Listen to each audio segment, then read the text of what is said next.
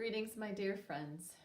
I'm coming to you today via video to let you know what the session and I have been doing lately to determine how to best keep our church family and community safe while remaining vibrant and connected to God and to one another. This week's session approved a task force of 11 members of the congregation and staff who were charged with making recommendations regarding the reopening of the church and the resumption of church-related activities. This task force is meeting regularly to review all the data available and to recommend actions for session approval. This responsibility is a heavy burden, not taken lightly, and is done with the physical, emotional, and spiritual health of the church as paramount. As you know, our area has been moved to the Pennsylvania yellow zone, which means the lifting of some restrictions. Yellow means that groups of 25 or fewer can gather, but they must remain 6 feet apart, wear a mask over the face, and for churches, refrain from singing, communion, or any person-to-person contact. With that in mind, the task force met and considered what the science is telling us, what we understand God is telling us, and what our collective wisdom is telling us. The best scientific and medical minds tell us that indoor spaces with limited airflow for extended periods of time are high risk for transmission of the virus. Wearing a mask helps to prevent a COVID-19 positive person from shedding the virus, but does not completely protect a person from exposure to droplets in the air. Droplets are spread even with a mask by coughing, breathing, sneezing, speaking, singing, touching hymnals and surfaces, all things that we would do in worship.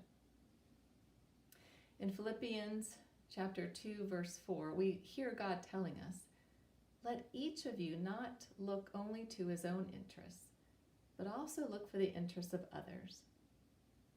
As God's people, we are obligated to think not only of our own desires, but of the best interests of one another.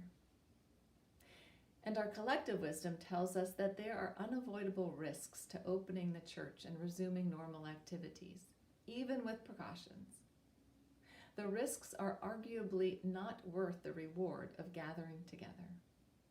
And especially for our vulnerable members, we must act with an abundance of caution. And so, the task force has made the recommendation and session has approved to remain closed during the yellow designation.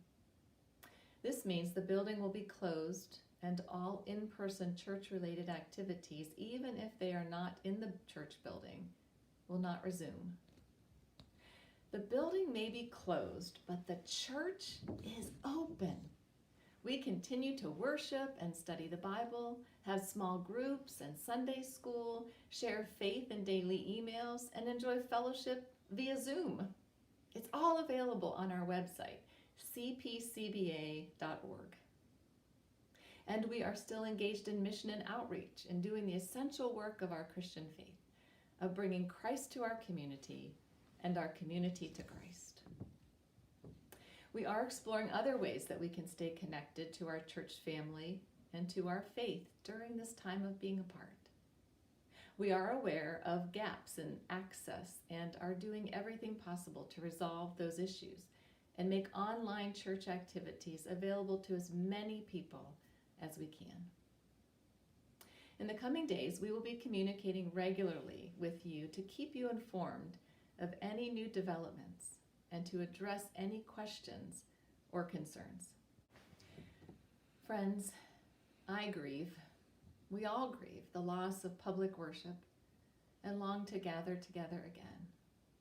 But there are too many unknowns to risk that now.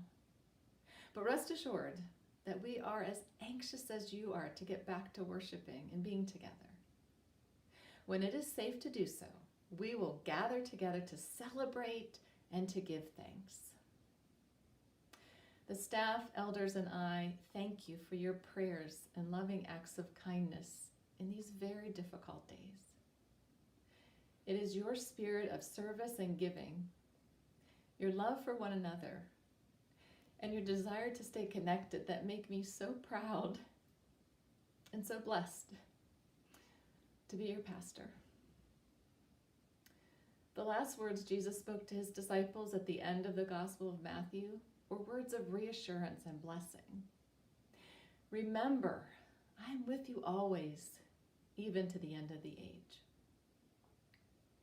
My dear friends, there is much I don't know these days, but this much I do. I know this, that God is with us always.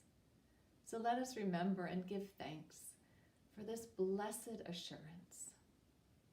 Be well, and God bless you.